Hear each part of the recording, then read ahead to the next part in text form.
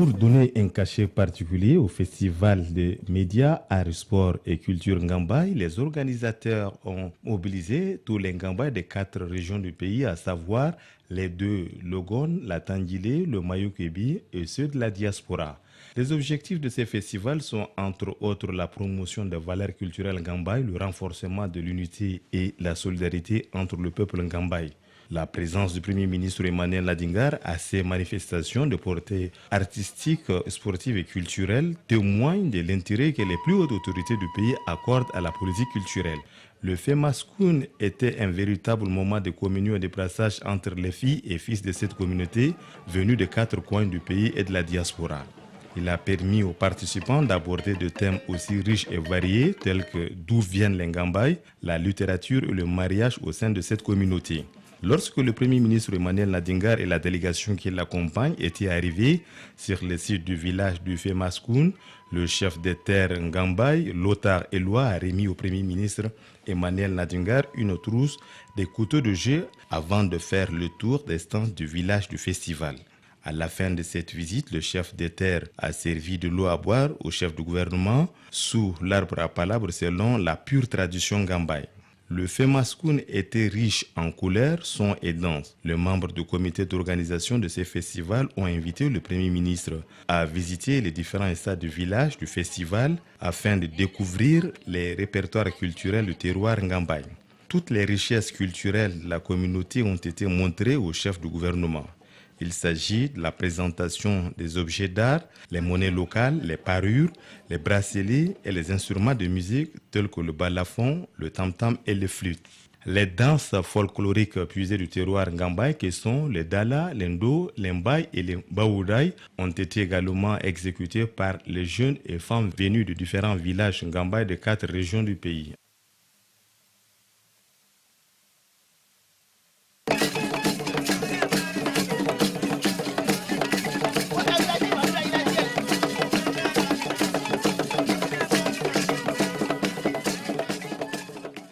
L'autre temps fort de cette cérémonie est l'exécution de l'hymne national en langue Ngambaye.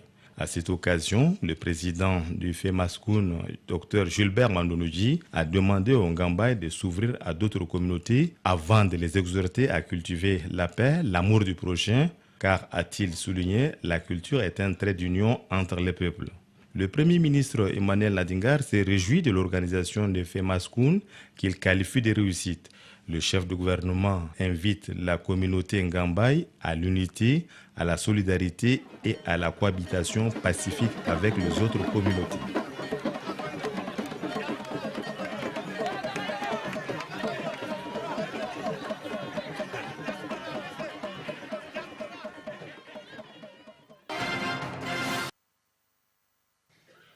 J'aimerais simplement à cette rencontre mémorable rappeler l'une des philosophies qui fondent l'âme et la culture Ngambaye. Cette philosophie repose sur le rapport de cousinage, dit encore Ngonan,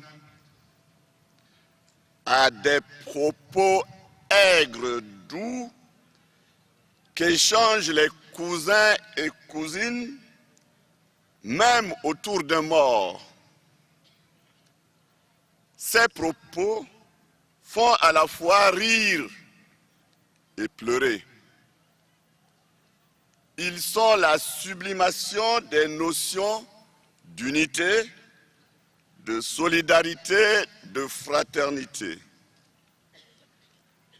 Ils transcendent toutes les sensibilités, neutralisent toutes les pulsions négatives, renforce l'amour entre les uns et les autres et stabilise la famille à travers des blagues parfois acerbes. On se dit des vérités, on s'éduque, on renforce la cohésion sociale.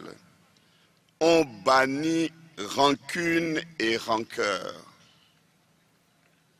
Nos parents et grands-parents étaient des hommes de paix, tolérant et ouvert aux autres peuples et cultures, tout en prenant le soin de se protéger et de protéger la famille. En termes d'ouverture sur l'extérieur, les Ngambaï constituent l'une des grandes composantes communautaires du Tchad. La langue Ngambaï est peut-être la deuxième langue véhiculaire la plus parlée après l'arabe tchadien.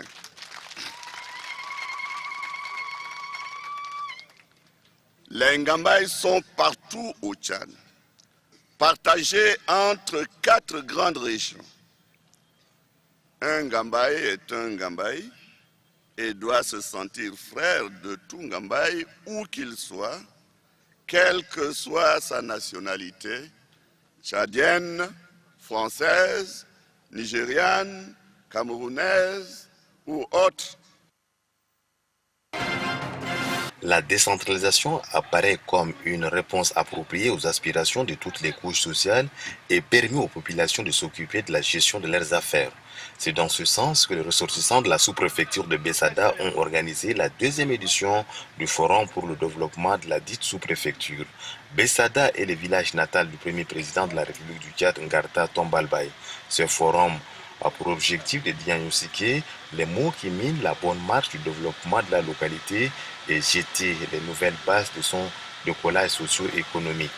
Le débat et les échanges seront axés sur plusieurs thématiques, entre autres la problématique des enfants bouffiers, la coexistence pacifique, le conflit agriculteur-éleveur et la question environnementale.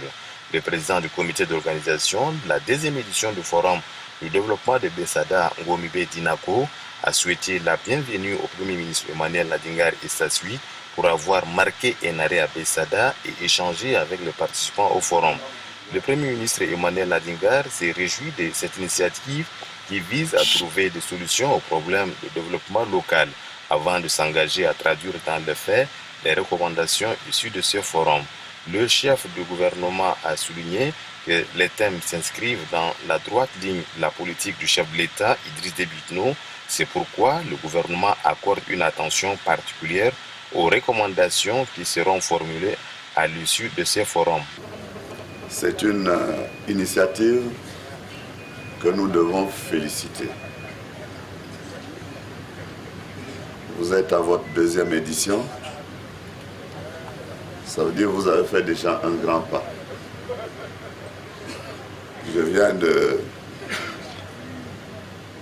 suivre le programme du forum. Aujourd'hui, de par le monde, le forum est au cœur du développement. Vous avez des sujets très importants. Des sujets que tous les ressortissants ou tous les habitants de la sous-préfecture conjuguent. Parce que vous avez compris, comme tout le monde a compris, que la solution ou les solutions aux problèmes que nous connaissons dans les localités se trouvent d'abord dans la localité elle-même. Les travaux du Forum de développement de Bessada prendront fin le 29 décembre 2012. Le chef de l'État Idriss Déby Itno, inlassable bâtisseur de l'école de la Renaissance honorée par les maîtres communautaires du Tchad. À travers cette soirée récréative, ces enseignants recrutés par les associations des parents d'élèves veulent ainsi exprimer leur reconnaissance au président de la République, premier parent d'élèves. Dis-moi, toi tu es quel enseignant? Moi je suis maître communautaire, MC, ça là, depuis toujours je t'ai dit. Si toi tu es maître communautaire, et que tu trouves que tu vas trouver l'argent dans maître communautaire, mais abandonne, il faut pousser avec moi le poufou.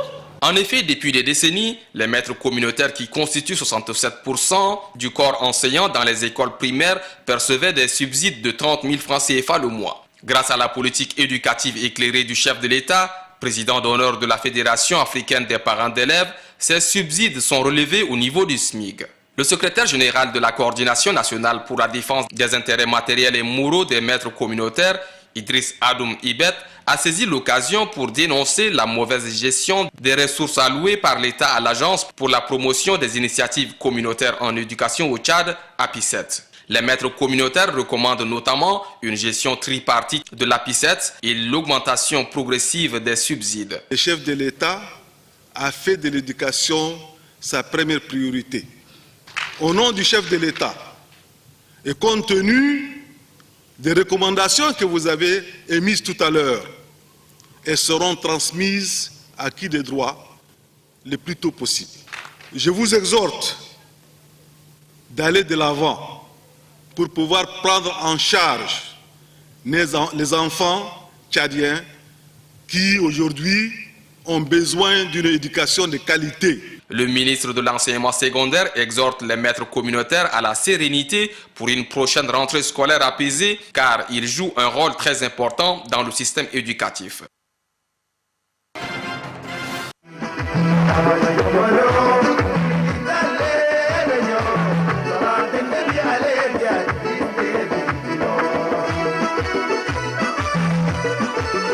C'est dans la joie et l'allégresse que les Tchadiens vivant à Djeddah, en Arabie Saoudite, ont célébré la 22e journée de la liberté et de la démocratie. Selon le président du comité d'organisation, cette journée restera gravée à jamais dans la mémoire de tous les Tchadiens. Oumar Hassabala Maki d'ajouter que Dieu accorde santé et longévité à l'artisan de cet événement, Idriss Déby Itno, président fondateur du parti rassembleur, chef de l'État, afin qu'il puisse achever ses œuvres en faveur du développement socio-économique et culturel du Tchad. Un avis partagé par les différents responsables des organes du mouvement patriotique du salut, MPS, qui se sont succédés sur le podium. Ceux-ci ont exhorté les Tchadiens vivant en terre saoudienne de se conformer aux lois de ces pays, mais aussi de demeurer soudés et vigilants afin de consolider l'unité et la cohésion pacifique prônée par les plus hautes autorités qui veulent faire du Tchad un havre de paix où il fait beau vivre.